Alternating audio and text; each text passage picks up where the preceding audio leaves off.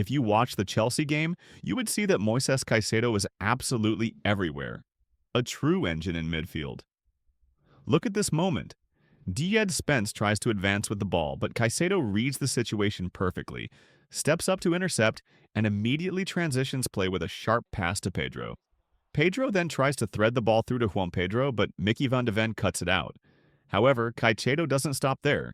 He presses again, wins the ball back, and this time delivers the perfect pass for João Pedro, who finishes clinically. Now let's move into the tactical analysis of the game, as Chelsea defeated Tottenham 1-0 at the Tottenham Hotspur Stadium. Both Enzo Maresca and Thomas Frank lined their teams up in a 4-2-3-1 formation. For Chelsea, Maresca once again trusted Malo Gusto and Reece James, starting them both. A decision that gave Chelsea flexibility in both build-up and defensive transitions.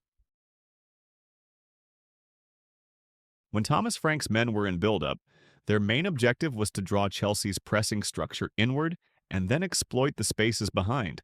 Tottenham looked to construct play from the goalkeeper, Vicario, with a clear positional setup designed to stretch Chelsea both vertically and horizontally. From goal kicks, Tottenham spread the pitch as wide as possible. Spence and Pedro Porro pushed high and wide on either flank, almost positioning themselves on the same line as the wingers. This movement forced Chelsea's wide players to make a decision. Either step forward to press or drop deeper to protect the wings.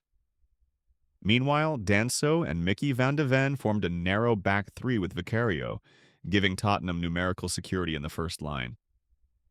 In midfield, Palhinha and Bentancur dropped closer to the defensive line to create a double pivot. Their role was crucial, not just to provide passing outlets under pressure, but also to serve as the key link between defense and attack. When Chelsea's forwards tried to close down the backline, Palhinha and Bentancur positioned themselves to receive vertical passes and switch play into space.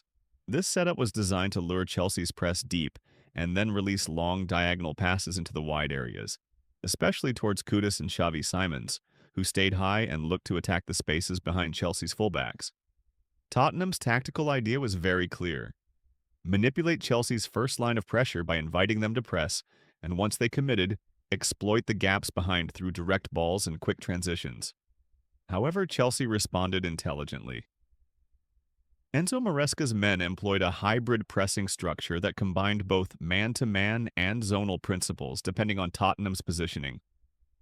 When Tottenham attempted to build centrally, Chelsea pressed with intensity while maintaining compactness in the middle third to deny progressive passes into Palhinha or Bentancur. Pedro Neto, for instance, played a key tactical role in Chelsea's press. He maintained a narrow starting position, cutting off the passing lane from Mickey van de Ven to Spence. This forced Tottenham to build through the opposite side, where Chelsea's press was more aggressive and better organized. As Tottenham were funneled to one side, Chelsea's front line moved into tight man-to-man marking. João Pedro and Enzo Fernández pressed the center-backs directly, while Reece James stepped out from midfield to close down the pivot player, depending on who received the ball. This pressing sequence made Tottenham's build-up predictable and risk-prone. Each time Tottenham tried to circulate possession across their backline, Chelsea's press shifted as a unit, reducing time and space on the ball. Unable to progress through the thirds cleanly, Tottenham were often forced to play long diagonal passes or direct balls from Vicario. These long balls were aimed at either Kudus or Xavi Simons, hoping to win aerial duels or pick up second balls in advanced zones. But Chelsea's defensive line, marshaled by Trevoh Chalobah and Wesley Fofana, dealt with those situations effectively. Their compact positioning allowed Chelsea to win most second balls and immediately spring into counterattacks. This pressing approach not only disrupted Tottenham's rhythm, but also created several dangerous moments for Chelsea in transition. Every successful press or forced long ball became an opportunity to attack quickly, especially with the pace and directness of Neto and João Pedro in attack. Over time, this constant pressure forced Tottenham to abandon their short build-up and rely more on direct play, giving Chelsea control over the tempo and structure of the match. Chelsea's build-up in this game took on two distinct forms, depending on the level of pressure from Tottenham. When Tottenham pressed with full intensity and forced Chelsea goalkeeper Robert Sanchez into quick decisions, Chelsea often bypassed the press entirely. In these moments, Sanchez looked to play long, accurate throws or passes directly into the wingers, Alejandro Garnacho on the left and Pedro Neto on the right. This approach allowed Chelsea to exploit Tottenham's high defensive line and attack their disorganized backline before they could regain shape. It was a direct yet calculated tactic designed to turn defense into attack in just a few seconds. However, under normal build-up conditions, when Tottenham's press wasn't as aggressive, Chelsea preferred to progress the ball patiently from the back. From their base 4-2-3-1 structure, Enzo Maresca's side transformed into a 2-4-3-1 shape during possession. In this phase, both fullbacks, Marc Cucurella and Malo Gusto, inverted into central midfield positions alongside Reece James and Moises Caicedo, forming a box-shaped midfield four.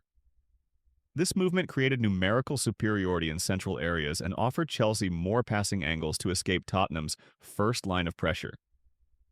With Cucurella and Gusto stepping inside, only Trevoh Chalobah and Wesley Fofana remained as the two center-backs, responsible for circulating possession and maintaining defensive security. To counter Chelsea's build-up, Tottenham adopted a man-to-man pressing scheme across the pitch. Randall Kolo Muani pressed the center-backs, Xavi Simons closed down Malo Gusto, Rodrigo Bentancur pushed up on Reece James, Pape Matar Sarr tracked Moises Caicedo, and Mohamed Kudus pressed Cucurella on the left side. Meanwhile, Chelsea's wide players, Garnacho and Pedro Neto, held their width and positioned themselves close to Tottenham's fullbacks, ready to exploit any space left behind once Chelsea bypassed the press. To overcome this man-oriented pressure, Chelsea often had Enzo Fernández drop deeper into midfield. His ability to receive under pressure and distribute the ball quickly was key in connecting the first and second phases of play. By dropping between or beside Caicedo and James, Enzo helped Chelsea maintain control and switch the point of attack. In attacking transitions, Chelsea's positional rotations became more fluid. Malo Gusto frequently moved into the right half space to combine with Pedro Neto, creating passing triangles that allowed Chelsea to advance with precision. On the opposite flank, Enzo Fernández often drifted into the right half space, linking up with Garnacho and providing creative overloads. These coordinated movements not only helped Chelsea progress the ball through Tottenham's press, but also created dangerous pockets between the lines where Maresca's men could launch attacks with pace and purpose. Overall, Chelsea showed great tactical balance against Tottenham. Out of possession, they pressed intelligently, combining man-to-man and zonal marking to force Spurs into long balls. In possession, they built with patience, using inverted fullbacks and Enzo Fernández's movement to control midfield, while Garnacho and Pedro Neto stretched the play wide. It was a performance that highlighted Maresca's growing influence, a team capable of pressing with intensity, building with structure, and attacking with purpose. If you enjoyed this tactical breakdown, don't forget to like, subscribe, and share your thoughts in the comments below. This is Tactical Analysis, where football meets intelligence. See you in the next one.